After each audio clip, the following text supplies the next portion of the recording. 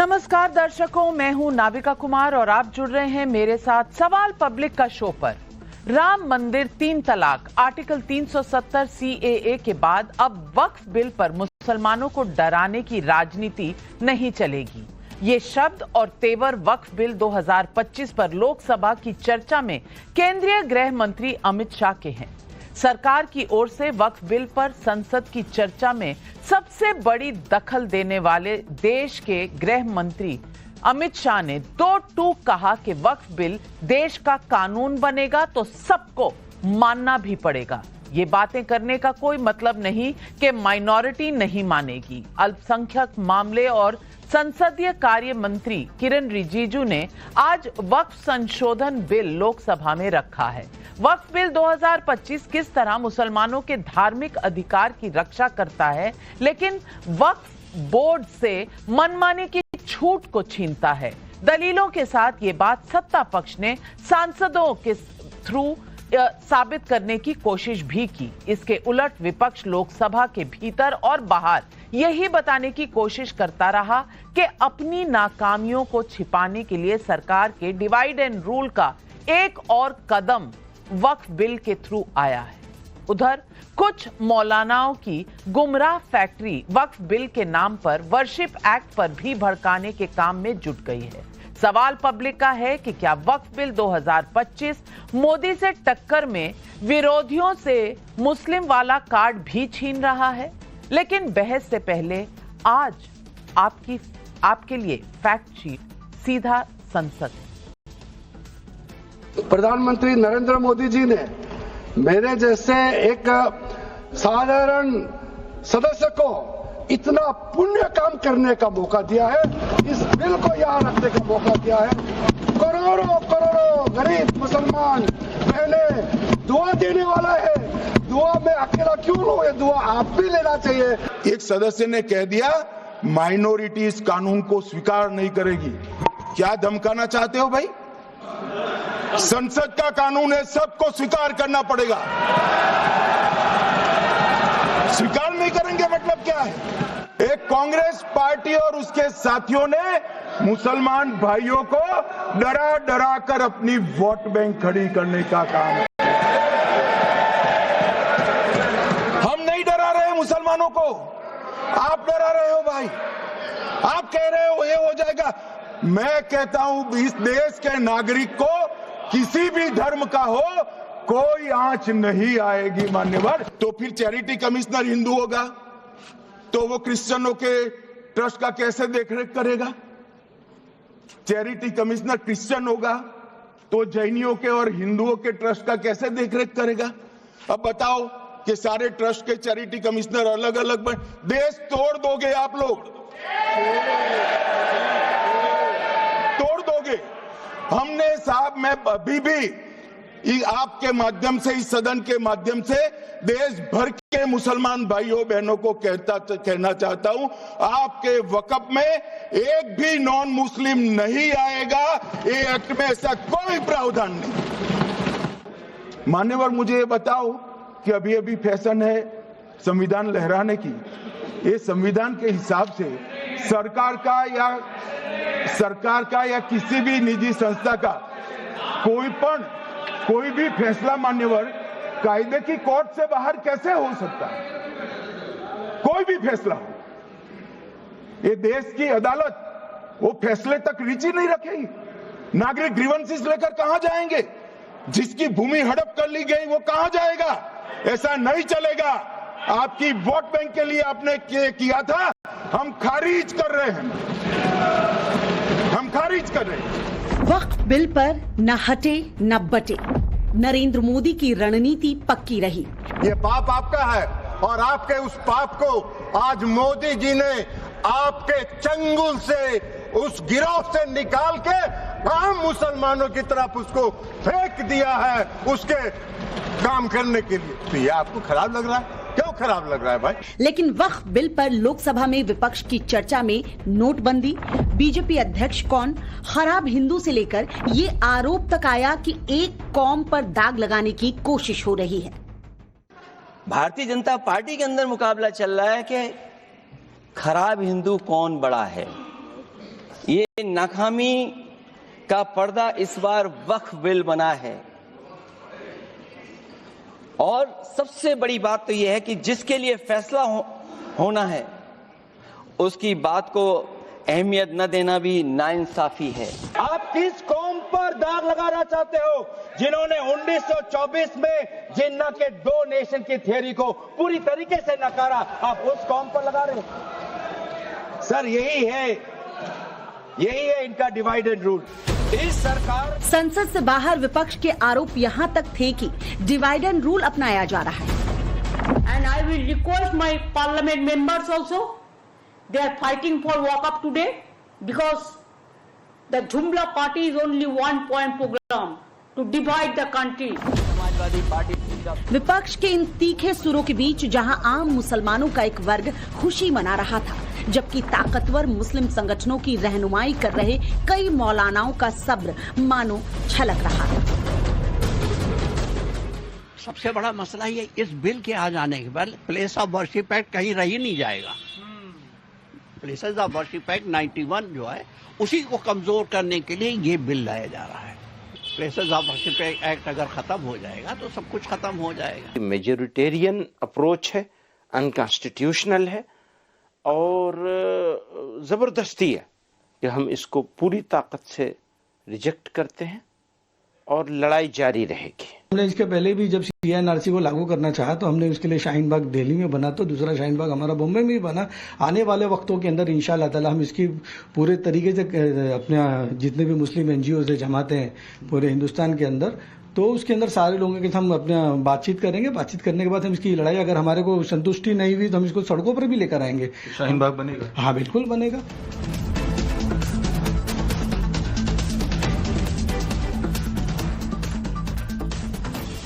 तो आज पब्लिक पूछ रही है सवाल। पब्लिक का सवाल नंबर 1, वक्फ पर लोकसभा की चर्चा में अमित शाह की 2 टूक के बाद क्या वक्फ संशोधन बिल पर सारे विकल्प खत्म हुए? मोदी सरकार को एंटी मुस्लिम साबित करने का विपक्ष का एजेंडा क्या वक्फ बिल से खारिज हो रहा है? वक्फ बिल को लेकर वर्शिप एक्ट जैसे मसलों पर मुसलमानों को गुमराह करने की कोशिश कितनी कारगर होगी? यही सवाल आज पब्लिक पूछ रही है। और इन सवालों के जवाब देने के लिए आज हमारे साथ जुड़ रहे हैं बीजेपी के राष्ट्रीय प्रवक्ता शहजाद पूनावाला, कमलाकर त्रिपाठी नेता हैं कांग्रेस पार्टी के, फराज किदवाई प्रवक्ता हैं समाजवादी पार्टी के, वारिस पठान जी प्रवक्ता हैं AIMIM के, आनंद दुबे प्रवक्ता शिवसेना उद्धव ठाकरे ग्रुप के और फैज खान संयोजक मुस्लिम राष्ट्रीय मंच भी मेरे साथ यहां स्टूडियो में। सबसे पहले तो वारिस भाई मैं आपसे पूछूंगी, आज चेहरा कुछ उतरा है, काले कपड़े पहने हुए हैं, क्या हो गया? आज समाजवादी पार्टी के फराज भाई भी काले कपड़े पहनकर आए हैं। भाई साहब, गृह मंत्री ने तो सब समझा दिया कि रिलीजन में, आपके मजहब में कोई दखल नहीं है, मैनेजमेंट ऑफ प्रॉपर्टी में दखल है और वहां पर कैसे मैनेजमेंट होनी चाहिए उसके लिए एक्सपर्ट रखे जाएंगे। इससे क्या दिक्कत हो सकती है आपको वारिस भाई? झूठ बोलते हैं। बीजेपी की कथनी और करनी में जमीन आसमान का फर्क है। लोग झूठ और भरम फैला रहे हैं। इनका नियत में खोटे, इनके निशानी टारगेट है हमारे वक्फ की जमीन पे। इनको हमारी वक्फ की जमीन हथियाना है, उसको यूसरफ करना है। इनको कोई वक्फ बचाने के लिए नहीं कर रहे। ये सब बिल ये काला कानून है, ये वायलेशन है पूरा संविधान का, ये वायलेशन है आर्टिकल 14, 25, 26 का। हमारे पर्सनल अफेयर के अंदर बीजेपी को क्यों मदाखलत करना है? और बीजेपी को कब से मुसलमानों की इतनी फिक्र होने लग गई? कब से? ये तो आज आजादी से लेकर अब तक पहली मर्तबा देखा जा रहा है कि कोई कैबिनेट का मुसलमान मिनिस्टर नहीं है। आज कितने बीजेपी ने एमएलए को टिकट दे दिया चुनाव लड़ने के लिए, कितने एमपी को टिकट दे दिया चुनाव लड़ने के लिए। अरे आप पॉलिटिकल एम्पावरमेंट नहीं करेंगे तो कौन आगे कैसा बढ़ेगी? वो उनको नहीं सोचता। अरे देना है तो मुसलमान बेटियों को डिमांड ड्रिवन स्कॉलरशिप दीजिए, नहीं देते। और मुसलमानों से तो नफरत ही नफरत है इनको। ये जो कानून भी ला रहे तो मुसलमानों को परेशान करने के लिए लाया जा रहा है ना। ये तो नफरत का एक मुजाहरा है। सबका साथ सबका विकास तो सिर्फ एक जुमला है। अब ये कानून ला के अभी आप कलेक्टर को भी पावर देंगे। अमित शाह ने सब कलेक्टर के हाथ में। अरे कलेक्टर तो गवर्नमेंट अपॉइंटेड है, आपके अंडर का आदमी है, वो आपके खिलाफ कोई रिपोर्ट देगा क्या? वो तो बोलेगा नहीं प्रॉपर्ली डिस्प्यूटेड है, वो कलेक्टर ले लेगा उसको। अब उसके बाद में इसके अंदर जो लिमिटेशन का था वो तो हमारे यहाँ पे नहीं है, वो वक्फ बाय यूजर का क्या करेंगे आप? उसको भी लोग वो कर डालेंगे। तो ये सारी जो सोची समझी साजिश है ना बीजेपी की कि वक्फ की जमीन को हमको किसी भी तरह कंट्रोल करना ही है। अब भू माफिया अगर बैठा है वहां पर तो 11 साल से तो आप सरकार में हो, 11 साल से आपने क्यों भू माफिया को नहीं हटाया? आपको तो अथॉरिटी थी, अगर कुछ इलीगल कहीं पे घुसता है आप उसको निकाल सकते हो। तीसरी बात, वक्फ ट्रिब्यूनल का जो लोग भरम फैला रहे थे कि कोर्ट में मैटर नहीं जा सकता, अरे वक्फ ट्रिब्यूनल के ऑर्डर के अगेंस्ट में आप हाई कोर्ट के अंदर रिवीजन फाइल कर सकते हैं। वो आज देख रहे। अब चौथी बात ये सबसे इंपॉर्टेंट, वो लोगों के चेहरे आज बेनकाब हो जाएंगे, वो 4 जन के जो बीजेपी के समर्थन में है। अगर उन्होंने समर्थन आज दिया ये वक्फ अमेंडमेंट बिल को, तो भारतीय मुसलमान कभी उनको माफ नहीं करेगा। वो है चिराग पासवान है, जयंत चौधरी है, चंद्रबाबू नायडू है, नीतीश कुमार है। ये लोग अगर इस बिल का समर्थन करते हैं, बिल पास होता है। देखिए इन्होंने समर्थन दिया है। अब वोटिंग क्या होती है आपको मेरे को नहीं पता, कौन एब्सेंट होता है कौन जाता है आपको हमको नहीं पता, लेकिन अगर इन्होंने किया एक ऐसा कानून का, देखिए वक्फ की जो जमीन है अल्लाह की, वारिस भाई कब कितना धमकाएंगे, कितना डराएंगे? अब मुसलमान भाई डर नहीं रहे तो अब आप नीतीश कुमार और चंद्रबाबू नायडू को डराने में उतर गए हैं। क्या कर रहे हैं? और पूरा सुनकर आते हैं, अमित शाह जी ने हर चीज का जवाब दिया है। मैं तो आपको बता दूं, भू माफिया की आप बात कर रहे हैं तो उन्होंने अपने स्पीच में ये कहा कि 1 सेंचुरी में, यानी 1913 से लेकर 2013 तक 18 लाख हेक्टेयर वक्फ की जमीन थी। पिछले 12 सालों में ये 21 लाख एकड़ और चली गई। ये भू माफिया नहीं है तो क्या है शहजाद पूनावाला? देखिए, सबसे पहले तो जिनकी काली मानसिकता और काली मंशा है उन्होंने काले कपड़े धारण किए हुए हैं। मैंने भी पहना है पर मैं गुलाबी दिखा देती हूँ। किसी के मन में काली मंशा है, वो काली मंशा कपड़ों के माध्यम से बाहर आ रही है। दूसरी बात देखिए, वैसे तो हमारे कृष्ण जी भी श्याम रंग के हैं, पर मंशा किसकी काली है वो समझ में आ रहा है। वो श्याम जी की जमीन को भी हड़पना चाहते हैं वक्फ के माध्यम से। एनीवेज वो छोड़ देते। करनी और कथनी में अंतर क्या है? याद है 1 साल पहले यही वारिस पठान, सीएए आएगा, नाविका नागरिकता छिन जाएगी, एक की नागरिकता छिनी क्या? अब करनी और कथनी में किसके अंतर है जरा बता दीजिए। अच्छा, इनका तर्क देखिए, मुस्लिम मिनिस्टर नहीं है तो ये वक्फ बिल ला नहीं सकते। अच्छा जी, AIMIM मजलिस इत्तेहादुल मुस्लिमीन ये दलितों की बात क्यों करती है? ये मजलिस इत्तेहादुल मुस्लिमीन में दलित कहां है?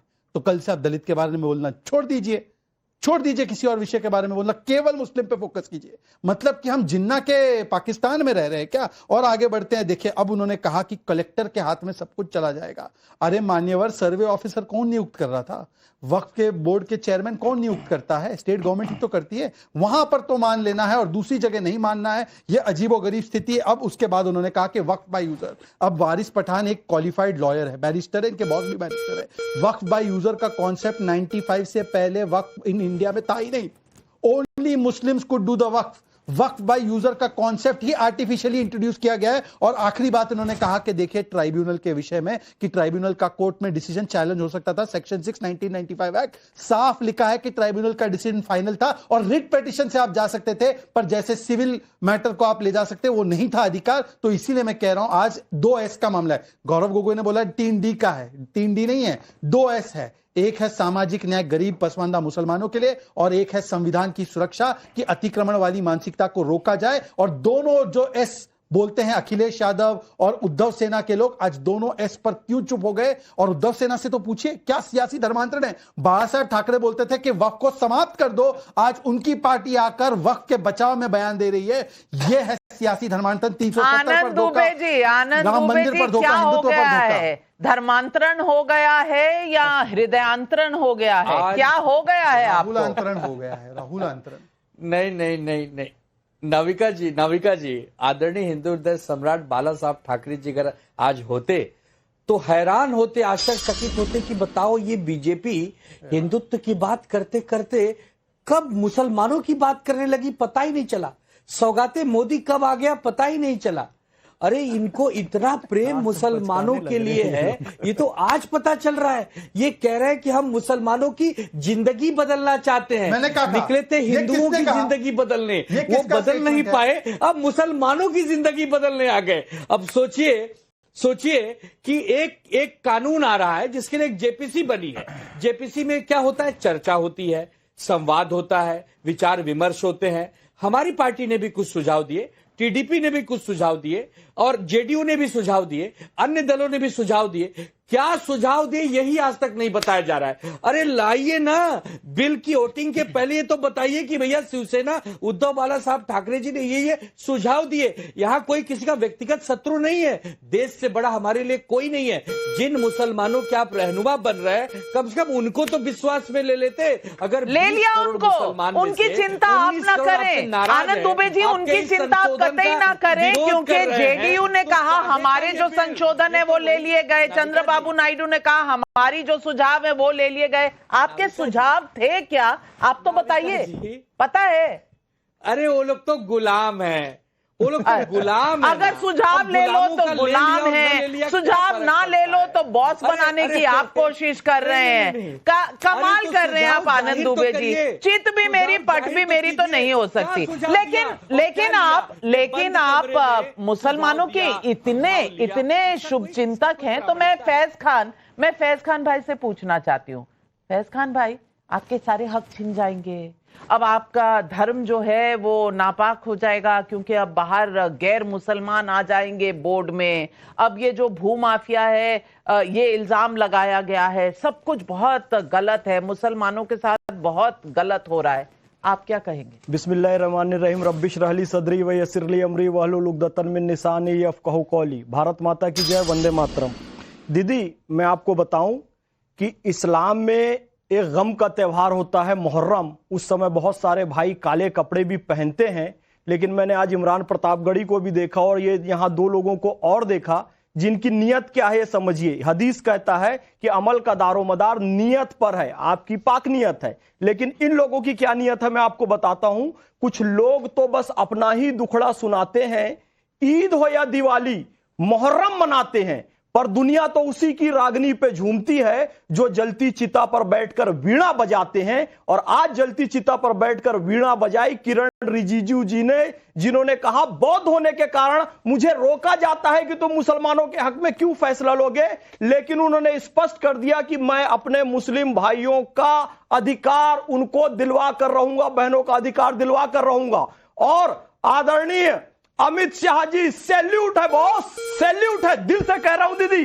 क्या अकॉर्डिंग टू इस्लाम बात कही है, क्या अकॉर्डिंग टू संविधान बात कही है। अकॉर्डिंग टू इस्लाम देखिए, वक्फ में कोई भी गैर मुस्लिम नहीं आ सकता, क्योंकि जो कलमा पढ़ेगा ला इलाहा इल्लल्लाह मुहम्मदुर रसूलुल्लाह, वही धार्मिक प्रक्रिया वक्फ कर सकता है, अल्लाह की राह में अपना धन जायदाद दे सकता है। ये अकॉर्डिंग टू इस्लाम। अब अकॉर्डिंग टू संविधान कैसे कि वक्फ बोर्ड और वक्फ काउंसिल ये मैनेजमेंट का विषय है, एडमिनिस्ट्रेशन का विषय है, तो इसमें दो हिंदू भी दो गैर मुस्लिम भी आ सकते हैं। कलेक्टर का भी हस्तक्षेप हो सकता है, एसपी का भी हस्तक्षेप हो सकता है। क्यों? जिस ज्यूरिडिक्शन में का वो एसपी है तो वो मंदिर में भी व्यवस्था बने रहे देखता है, मस्जिद में व्यवस्था बने रहे देखता है, चर्च में व्यवस्था बने रहे देखता है। अकॉर्डिंग टू इस्लाम भी है और अकॉर्डिंग टू संविधान भी है। और सैल्यूट करता हूं मैं अमित शाह जी को आज इसके लिए। और मैं एक बात बताऊं, इन्होंने ठीक से, इनके पास कोई जवाब ही नहीं है दीदी। आज इनको सच्चाई पता है, अमित शाह जी ने सब कुछ सच सच कहा है, किरण रिजिजू जी ने सच सच कहा है, इसलिए बहलाने फुसलाने के लिए काला कपड़ा ये वो ये कह रहे थे कि पहले भी अधिकार था सुप्रीम कोर्ट में या हाई कोर्ट में जाने का। नहीं, उन्होंने स्पष्ट किया है रिट के मामले में विशेष तौर से रिट लगाई जाती थी केवल उन्हीं मामलों में, और रिट बहुत सीमित मामलों में लगाई जाती है। लेकिन एक कॉमन जो सिविल मामला होता है, किसी भी जमीन पर आपने कब्जा ठोक दिया, उस पर अधिकार नहीं था। बिल्कुल अमित शाह जी ने क्रिस्टल क्लियर कर दिया है कि कलमा, नमाज, रोजा, हज और ज़कात में कोई हस्तक्षेप नहीं करेगा। लेकिन मैनेजमेंट की बात है, चाहे वो रेलवे का हो, समझने वाले तो समझ जाते हैं, लेकिन जो ना समझने का ढोंग रचा है उनके साथ क्या किया जा सकता है, यही सवाल पब्लिक पूछ रही है। और फराज भाई, मैं आपको पहले पब्लिक का सवाल भी पूछ लेती हूं और फैज खान साहब ने जो कहा उसका जवाब भी मांग लेती हूं। शिशिर भालचंद्र घाटपांडे भोपाल से पूछ रहे हैं, 9,40,000 एकड़ जमीन दान में मिल गई तो फिर इसका हिसाब देने में दिक्कत है क्या? निर्मल शर्मा का यूट्यूब पर सवाल है, ये देश किसी की जागीर नहीं, तो फिर जब संसद में चर्चा हो रही है तो ऐसे विरोध क्या मतलब जिसमें एक वर्ग को भड़काने की कोशिश हो रही हो? जवाब दीजिए।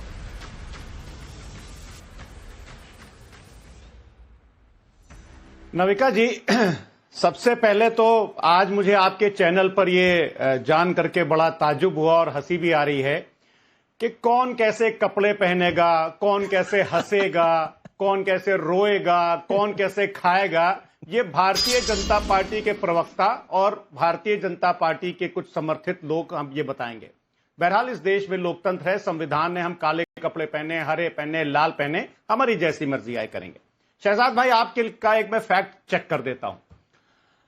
वक्फ एक्ट 1995 के सेक्शन 89 सब क्लॉज 9 में क्या लिखा है इसको पढ़िएगा, जो अभी आप बोल रहे थे ना कि ट्रिब्यूनल के बाद कहीं हम जा नहीं सकते। और कॉन्स्टिट्यूशन का आर्टिकल हाईकोर्ट के पावर, कॉन्स्टिट्यूशन का आर्टिकल 227 हाईकोर्ट के पावर्स के बारे में क्या बोलता है। आप एक काम करिएगा नविका जी कि अपनी रिसर्च टीम से बोलिएगा कि ये क्लॉज और ये जो मैंने 227 संविधान का आर्टिकल बताया है, इसको कहिएगा कि बाद में शो एंड होने के बाद बात हो रही है, रिट पिटीशन कोर्ट मत करो। वो रिट पिटीशन नहीं डालने का अधिकार बोल रहे हो आप। अरे सुनिए सर, आप क्यों इतना परेशान हो रहे हैं भाई? अभी तो क्या बता रहे हैं? बहुत संजीदा है फराज किदवाई साहब, बहुत संजीदा है। नहीं, अब रंगों पर मत करिए, वो नाराज हो जाएंगे। मैंने तो यूं ही मजाक कर दिया था। बिल्कुल संवैधानिक है, जो मर्जी पहनिए। मजाक किया था, मजाक आपको नहीं पसंद, आगे से नहीं किया करेंगे फराज भाई, लेकिन आप अपनी बात खत्म करिए। नहीं, अरे नहीं नविका जी, आप बहन है हमारी, आपका मजाक सर आंखों पर, और हम बुरा भी कैसे मान सकते हैं भाई? हमने टीवी चैनल्स पर यह भी सुना कि तुम औरंगजेब की औलाद हो, तब हम बुरा नहीं माने। आपने यह भी कहा पाकिस्तान, आपने मतलब लोगों ने कहा पाकिस्तान चले जाओ तो बुरा नहीं माने। आपने कहा कब्रिस्तान में नमाज पढ़ो तो बुरा नहीं माने। आपके मंत्री ने कहा केतकी सिंह ने कि आपके लिए अस्पताल में अलग विंग बना दिया जाएगा तो बुरा नहीं माने। आपके मंत्री ने कहा कि ट्रेन हादसे आपकी वजह से होते हैं तो बुरा नहीं माने। आपके असम के मुख्यमंत्री ने कहा कि महंगाई आपकी वजह से बढ़ रही है तो बुरा नहीं माने। तो नविका जी, अब किसने क्या कहा उसका हिसाब किताब मैं तो नहीं दे सकती। मैंने ऐसा कभी नहीं कहा, ना ऐसा कभी सोचा।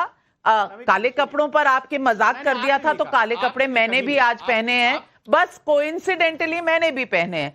तो इस मजाक को मजाक के तौर पर रहने दे, बाकियों की रिस्पॉन्सिबिलिटी मुझ पर मत लगाएं। फराज भाई ने बहुत अच्छी बात बोली है, मैं फराज भाई का धन्यवाद करना चाहता हूं। अभी उन्होंने क्या बोला? आपको नहीं कह रहा हूं नविका जी, फराज अगर इजाजत हो तो मैं अपनी बात रख दूं। जनता पार्टी के नेताओं ने दिए हैं। चलिए अच्छी बात है, मैं आगे बढ़ाता हूं। पे बोलिएगा भाई, कैसी बात? अच्छा, वो अपनी बात खत्म कर ले। अभी तो वो बस माहौल बना रहे हैं। अभी शुरुआत मैं एक लाइटर मूवमेंट में बोलना चाहता हूं। अरे आप तो रुकी जाइए, अभी पहले उनको तो बोलने दीजिए। नहीं, अब सब लोग लाइटर मोमेंट में आ गए हैं तो बोलने दिया जाना चाहिए। ये लोकतंत्र में मेरा विश्वास है। चलिए, तो आपको भी बोलने दूंगी, लेकिन फारिस भाई को तो आज लाइटर मोमेंट सर आंखों पर। सुनिए शहजाद पूनावाला जी, लाइटर मूवमेंट में ये बोलना चाह रहा हूं मैं कि नविका जी ने भी ब्लैक पहना है, मैंने भी ब्लैक पहना है, फराज साहब ने भी ब्लैक पहना है। इलॉन मस्क है ना, इलॉन मस्क गुरोक वाला, AI, ट्विटर, क्या नाविका जी, वो रात और दिन ब्लैक ही पहनता है। 99% time black T shirt, black jacket. वो इजराइल को भी सपोर्ट करता है, वो इजराइल को सपोर्ट करता है, वो इजराइल को सपोर्ट करता है। ये लाइटर वो इजराइल को सपोर्ट करता है। ध्यान से बोलो, पार्टी से निकाल देंगे। वो पिछली बार गणपति बाप्पा मौर्य बोला था। कमलाकर जी आ रहे हैं, अभी बात रखिए। कमलाकर जी आ रहे हैं, उनके कमलाकर जी की भी कुछ बातें हैं। फराज भाई अपनी बात खत्म करें तो मैं कमलाकर जी आपके पास आ रही। जी नविका जी, एक शेर सुनिए। आज की जो भारतीय जनता पार्टी की सरकार और इनका जो तानाशाही रवैया है, हबीब जलील साहब का एक शेर सुनिए कि तुमसे पहले जो एक शख्स यहां तख्त नशीन था, तुमसे पहले जो एक शख्स यहां तख्त नशीन था, उसको भी अपने खुदा होने पर बहुत यकीन था। तो क्या है कि सुपर ह्यूमन वाली डॉक्टर मनमोहन सिंह की बात कर रहे हैं, बार बार क्या निकाले। अभी आपने कहा आप डॉक्टर मनमोहन सिंह की बात तो नहीं कर रहे होंगे। नहीं, आप समझ रही हैं मैं किसकी बात कर रहा हूं। किसने? अरे आप समझ रही हैं हम किसकी बात कर रहे हैं कि कौन अपने आप को बोलता है कि मैं जो हूं भगवान का अवतार हूं, मैं सुपर ह्यूमन हूं वगैरह वगैरह। अब अभी आपने मोदी जी के बारे में कहा कि मोदी जी को एंटी मुस्लिम साबित करने की जो विपक्ष की साजिश थी वो नाकाम हो गई। करेक्ट, आपने यही बोला ना। अरे साहब, हम बिल्कुल नहीं बोल रहे हैं कि मोदी जी एंटी मुस्लिम है या एंटी हिंदू है, क्या है। अभी यूएस की एक रिलीजियस फ्रीडम रिपोर्ट आई है नविका जी, 27 मार्च 2025 को हिंदुस्तान के ज्यादातर अखबारों में छपी हुई है। उसने क्या बोला है कि minorities in the country face deteriorating treatment and for the first time, ये क्या हुआ है कि कंट्री ऑफ पर्टिकुलर कंसर्न में यूएस ने डाला है। और ये यूएस की, जहां तक मेरी इंफॉर्मेशन है, यूएस की ये सरकारी संस्था है। तो आज की तारीख में माननीय प्रधानमंत्री जी को ये सब हम लोग नहीं बोल रहे हैं, दुनिया भर की संस्थाएं पराग भाई, आपने कोट किया उस रिपोर्ट को, आपने सरकार की उस पर टिप्पणी और जवाब नहीं देखा, क्योंकि आपको वहां की बातें पसंद आती हैं जो इस देश के खिलाफ की जाएं। यहाँ की बातें आपको नहीं समझ आती, यहाँ की बातें आप सुनना भी नहीं चाहते। शहजाद भाई, आप जवाब देंगे तो फराज भाई और कमलाकर जी का इकट्ठे दे दीजिएगा, मेरी गुजारिश है आपसे। कमलाकर जी बोले नहीं। अब कमलाकर जी, 2095 में जब अमेंडमेंट आए थे, सब जानते हैं क्या हुआ था। तो आप बाबरी मस्जिद का जो ढांचा जिस तरह से गिरा था, उसके बाद नरसिम्हा राव जी के ऊपर बहुत प्रेशर था और उनकी भी कोalition सरकार थी, तो उन्हें दिखाना था कि हम अपने वोट बैंक की तरफ बहुत झुके हुए हैं, उनको आश्वासन देना चाहते हैं। तो 1995 का अमेंडमेंट आया, 2000 का 13 भी अमेंडमेंट जो था वो इलेक्शंस को देखते हुए आया था। अब मैं पूछना चाहती हूं, जो दर्शक भी पूछ रहे हैं, शारदा प्रसाद मिश्रा अयोध्या से पूछ रहे हैं, जब हिंदुओं की जमीन पर वक्फ का हो सकता है हक, तो वक्फ एक्ट के तहत हिंदू सदस्यों की नियुक्ति क्यों नहीं हो सकती? उपेंद्र सिन्हा भी पूछ रहे हैं, जो विरोध कर रहे हैं, उन्हें वक्फ करने वाले और वक्फ बोर्ड और वक्फ काउंसिल के ट्रस्ट में अंतर क्यों नहीं समझ आता? जवाब दीजिए। नाविका जी, पहले तो मैं आपको बता दूं कि शहजाद जी ने जो शुरुआत की, जिस पे आपने भी बोला, वो प्रधानमंत्री जी जैसे कपड़ों से लोगों को पहचान रहे थे, उसी तरह से ये आजकल लोगों के दिल में भी बैठ रहे हैं कपड़ों को देखते हुए। और मुझे तो ये लगता है ये अपने दिल की जो गंदगी है उसी को सामने देखते हैं। अच्छा, अब दूसरी चीज आपको बता दूं, ये आपका परसेप्शन हो सकता है कि वो वोट बैंक के लिए हो रहा है। अगर वोट बैंक के लिए हो रहा है और इस सरकार का ये दावा है कि ये पूरा मुसलमानों के फायदे के लिए है, तो फिर इसके लिए वोट बैंक का फायदा किसको हुआ? उसको तो सरकार को फायदा होगा, हमारा कहां से फायदा हुआ?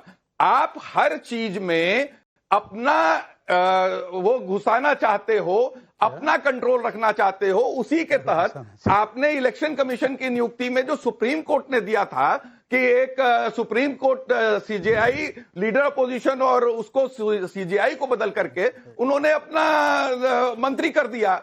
और इसी तरह से हर चीज में आप अपना कंट्रोल चाहते हो। वो क्यों चाहते हो? आपकी नीयत क्या है? बेसिकली एक पुरानी कहानी मुझे याद आ रही है कि एक मुर्गा जा रहा था और एक बिल्ली ने कहा कि मुर्गे भाई, आपकी आंख कुछ कानी लग रही है। तो मुर्गे ने कहा कि बक्सो बिलार, मुर्गा काने होकर के रहिए। तो वो उसी तरह से ये जो भारत का मुसलमान है और आम जनमानस है, वो यही कह रहा है, हमारे उसकी फिक्र हमें कर लेने दीजिए।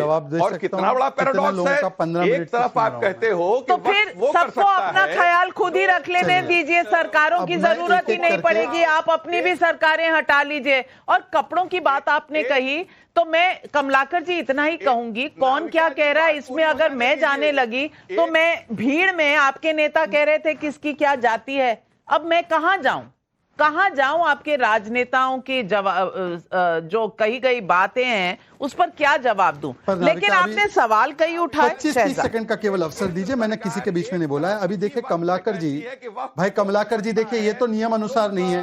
आप वारिस और फराज बोले, उसके बाद मेरी बारी आई। नाविका, आप प्लीज जी आप बोले।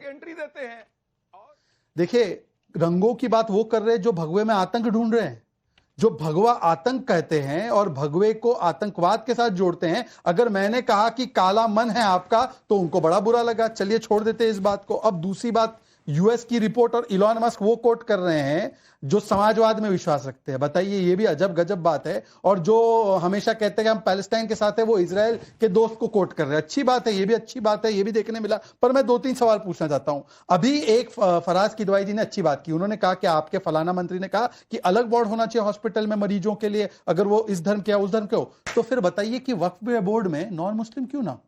और वही पार्टी जो आजम खान को महाकुंभ का अध्यक्ष बनाती है। अब मैं उद्धव सेना के पास आना चाहता हूं। अंजुम नहीं, क्या नाम है?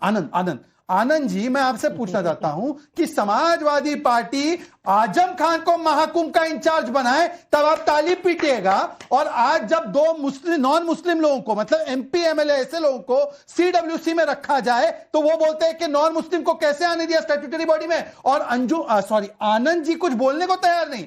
आनंद जी, हमें छोड़ दीजिए कोसना, आप सिर्फ इतना बताइए कि जो वक्फ का कानून आज लाया गया है उसके समर्थन में है या उसके खिलाफ में है? आनंद जी, देश जानना चाहता है आप हैं किस तरफ? नाविका जी, आप हैं किस तरफ, कानून के साथ या कानून के खिलाफ? नाविका जी, कोई भी कानून इंसानों से तो बड़ा नहीं होता ना। अगर कोई कानून आप लाए थे, आपने 3-4 साल पहले किसानों के लिए कानून लाया था जिसको आप लोग काला कानून कहते हो, याद है ना क्या असर हुआ उस कानून का? तो जैसे ही किसानों को आपने विश्वास में नहीं लिया, वैसे आपने मुसलमानों को भी विश्वास में नहीं लिया। अगर आप कोई कानून ला रहे हो प्रभु, तो उन मुसलमान साथियों को, उन भाई बहनों को बाला साहब ठाकरे ने बोला हटा दो, आप पूरी तरह विफल रहे। मुझे तो हैरानी इस बात की होती है। मैं आपको इतना बता दूं आनंद जी, ये जो अब आपका खेला है ना, चलने वाला नहीं है। आर्टिकल 370 जब हट रहा था तो आपने कहा किसी से चर्चा नहीं की, काला कानून ले आए। आज क्या हो रहा है, सबने देख लिया है कि जम्मू कश्मीर में शांति है, नई सरकार आ गई है, उमर अब्दुल्ला मुख्यमंत्री, और ये बात अमित शाह जी ने सदन में कही, पर आप सुनेंगे नहीं। सीएए के समय भी आपने इसी तरह भ्रमित करने की कोशिश की। कोई यहाँ तूफान नहीं उठा, किसी की नागरिकता नहीं गई। 3 तलाक पर भी यही सवाल उठे थे। अब ऐसा है, आपकी क्रेडिबिलिटी थोड़ी कम हो गई है मुसलमानों के बीच में भी, तो कम से कम दोबारा सोचकर किसी चीज का आप ऑब्जेक्शन किया करिए। लेकिन वारिस भाई, पब्लिक आपसे बहुत सवाल पूछ रही है। मुकेश शर्मा फरीदाबाद से पूछ रहे हैं, वारिस भाई कह रहे हैं कि सरकार झूठ बोल रही है, तो ये तो खुद वकील है, और अगर कोई कानून से परेशानी है तो उनको अदालत पर भरोसा नहीं है क्या? अब बताइए, अदालतों पर भरोसा नहीं है, संविधान पर नहीं है? तो सुनिए, मैं आपकी भी सुना, संजय पूनावाला, अरे शहजाद पूनावाला की भी मैंने बात सुना, तो अभी इनका भी सवाल का मैं जवाब दे देता हूं। क्यों इनकी बात पे भरोसा नहीं पता है? क्योंकि जब नोटबंदी का टाइम आया था तभी उन्होंने कहा था,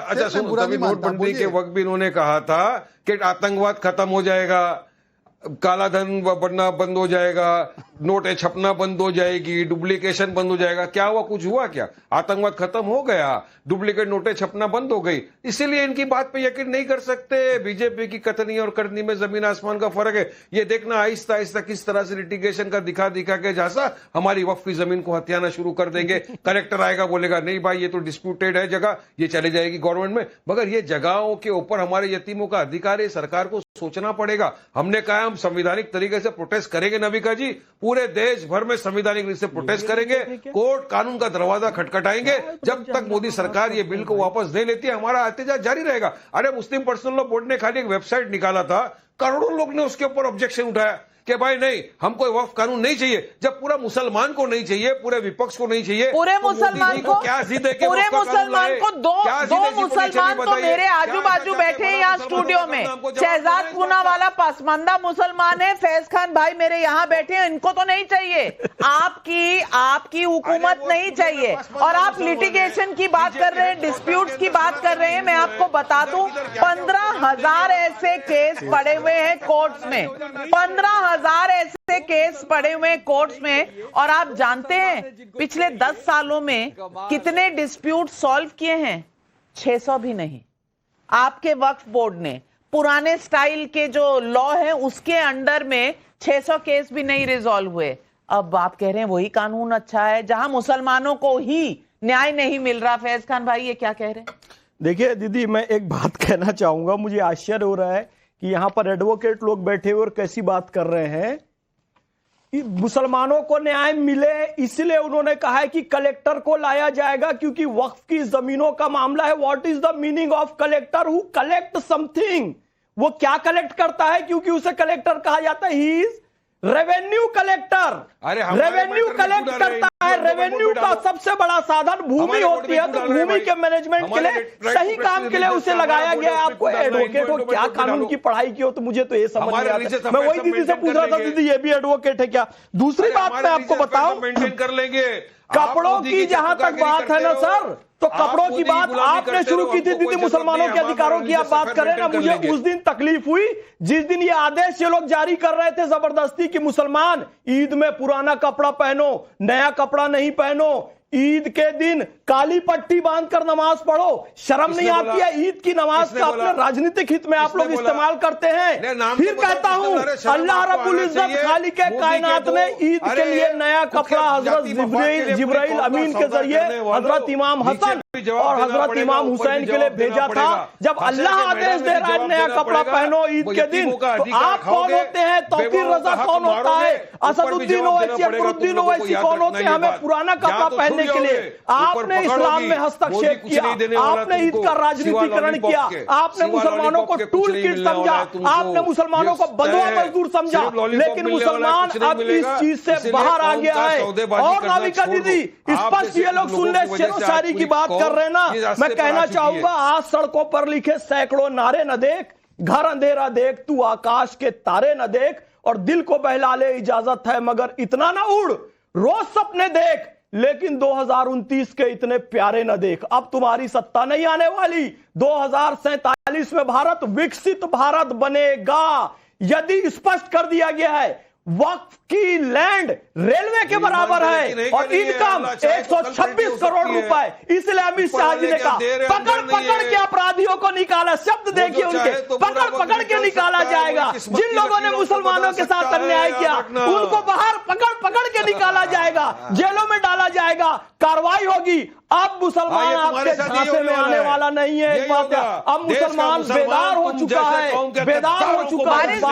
वारिस भाई, आप मुसलमान हैं, लेकिन फैज खान साहब की कितने मुसलमान हैं ये अब आप क्या टेस्टिंग करेंगे? आप टेस्टिंग करेंगे?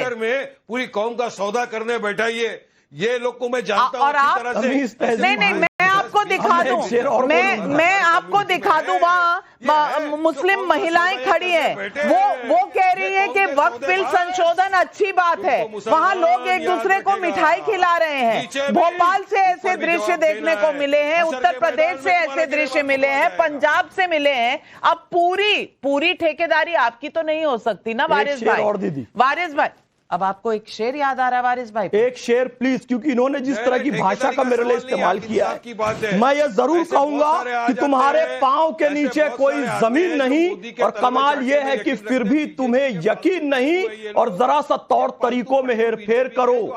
मेरे हाथों में कॉलर हो, आस्तीन नहीं। तो तमीज से बात कीजिए, तौर तरीकों में मैं हेरफेर नहीं कर रहा हूं, क्योंकि मेरी बड़ी दीदी बैठी हुई है। फराज भाई मैं एक नंबर भी आपको बताना चाहती हूं, और ये नंबर अभी लोकसभा में क्वेश्चन का रिस्पांस देते हुए आया है। मिनिस्ट्री ने कहा है कि जो वक्फ के ट्राइब्यूनल चल रहे हैं वहां 41,000 केसेस जो हैं वो पेंडिंग पड़े हुए हैं, जिसमें से सिर्फ 10,000 जो है वो मुस्लिम कम्युनिटी के हैं, और मैनेजिंग वक्फ के जो इंस्टीट्यूशंस हैं उनके खिलाफ हैं। तो 40,000 में से 10,000 केसेस तो मैनेजमेंट पे हैं। आप कैसे कह सकते हैं फराज भाई कि मैनेजमेंट के तौर तरीकों को सही करने की जरूरत नहीं है?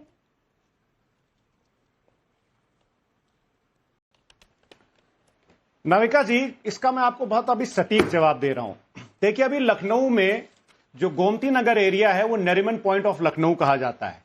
वहां पर एक बहुत बड़ा घपला हुआ है, जो कि इस खबर के हिसाब से एलडीए, लखनऊ डेवलपमेंट अथॉरिटी के जो कुछ कर्मचारी हैं उनकी मिली भगत से हुआ है।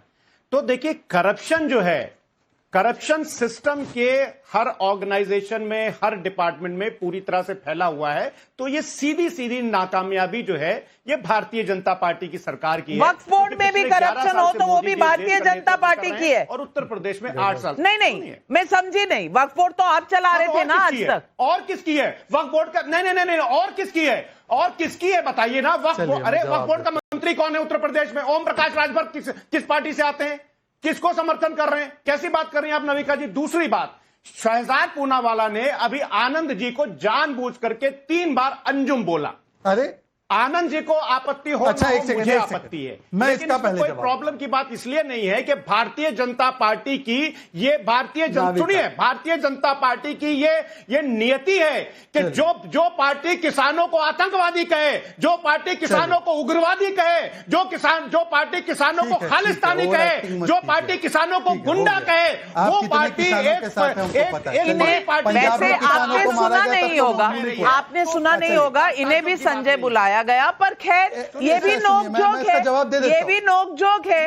अब आप अपना सेंस ऑफ ह्यूमर भूल चुके हैं। मैं क्या का नहीं, बहुत इंपॉर्टेंट इशू है, मैं बताता हूँ। सुन लीजिए 10 सेकंड नविका जी। फराज जी आपको 10 सेकंड सुनना पड़ेगा। ये जवाब सुनिए, मैं आती हूं। शाहीन बाग नहीं, आपको सुनना पड़ेगा जी। अब तुमने चार्ज लगाया तो सुनना भी पड़ेगा। किसने लाइसेंस दिया है आपको? अरे नाविका जी, या तो जवाब सुने या तो ये शाहीन बाग बना दे।